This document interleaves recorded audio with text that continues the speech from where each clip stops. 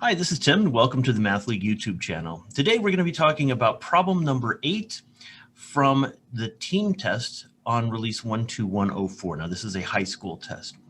Okay, so immediately we see it's a geometry problem. So what I'm going to want to do with a geometry problem is make sure that I am drawing the picture, right? There's no picture included here. So I'm going to go ahead and show you what the picture looks like, but then I'm going to explain a little bit about how I got this. All right, so the idea is that I've got a convex quadrilateral ABCD. Now, the moment I see convex quadrilateral, the first thing I'm thinking is, wait a minute, are there extra constraints that I need to be aware of? So I quickly scanned through the problem, and it didn't look like I had to worry about anything else other than it being convex. What that means is I could just draw any random quadrilateral. Now, points E, F, G, and H are on segments, on the segments of the quadrilateral, but it says, here's what I have to watch out for. The intersection of lines BH and DE and the intersection of BG and DF are on line AC. I drew my outline of the quadrilateral and labeled the points A, B, C, D. Next thing was to connect up line segment AC. Now I can place my E, F, G, and H subject to these restrictions, right? I need to make sure BH and DE go through line AC, that they intersect on line AC. Similarly over here. Okay, so this is what my diagram looks like now. Then I'm going to fill in all the information I have, right? AE is 6, BE is 5, and then all the way around. They are asking, what is the length of CF? So I'm going to put that as an X, and once we find X, we're done. Okay, so if you look at the solution that was given out with this problem, you'll see that it talks about Chavez's theorem. I'm going to use a slightly different approach. I'm going to use something called mass point geometry. Now, mass point geometry is basically an adaptation of Chavez's theorem that I think is perhaps a little bit more intuitive. I will explain Chavez's theorem a little bit later, however.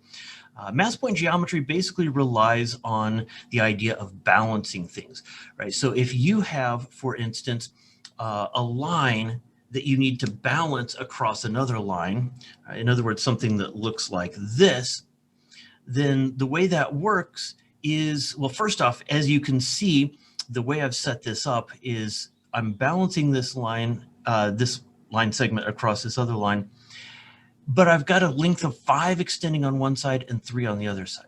Okay, so this doesn't inherently balance, but we use a principle from physics called torque, which basically says that as long as the weight of one side times the distance that weight is located is equal to the weight times the distance on the other side, then it will balance. All right, so all I have to do now is to take this line segment, and I'm basically going to attach weights onto both ends of it. If I attach a weight of 3 onto the left edge and 5 onto the right edge, then you can see that this will balance because I have the weight times the distance, 3 times 5, equaling the weight times the distance, 5 times 3 on the other side.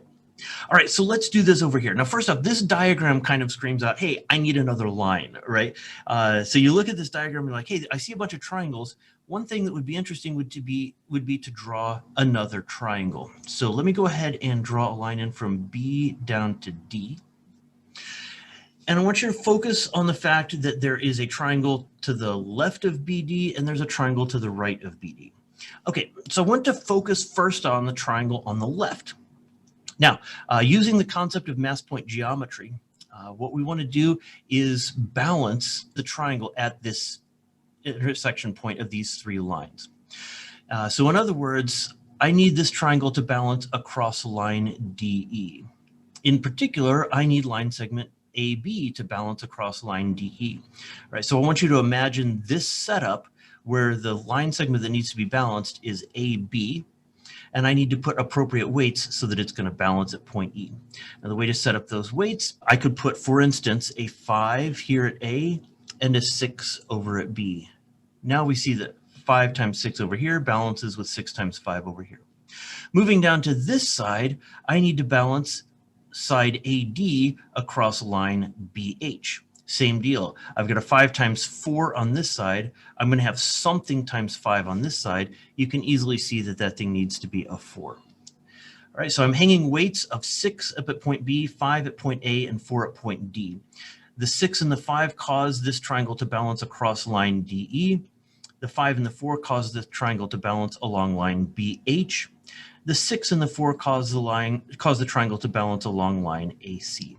Now, I don't exactly know the length of these two sides, but I know that they're going to have to be in a proportion that this line is going to balance across line AC. So if I call this 6 times something, I'll call it 6y, and the top portion is 4y, then we can see that we do balance, right? 6 times 4y on the top gives us 24y.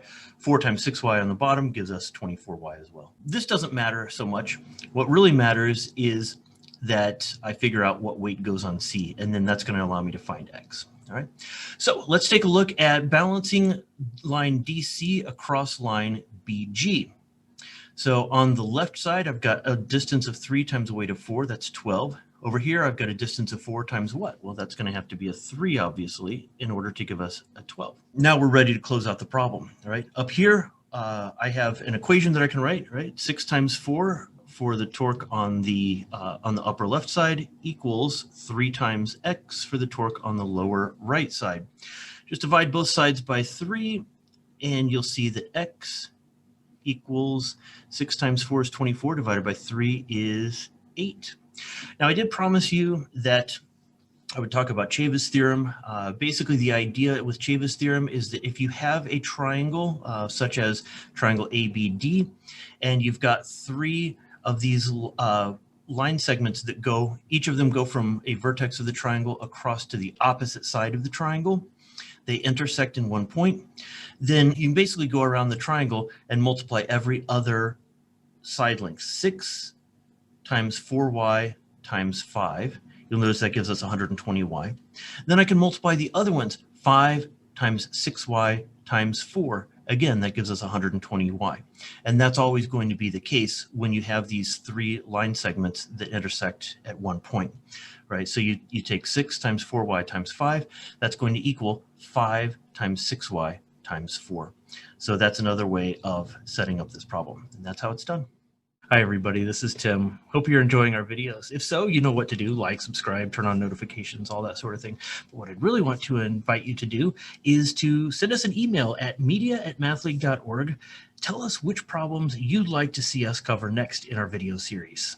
Take care and see you in the next video.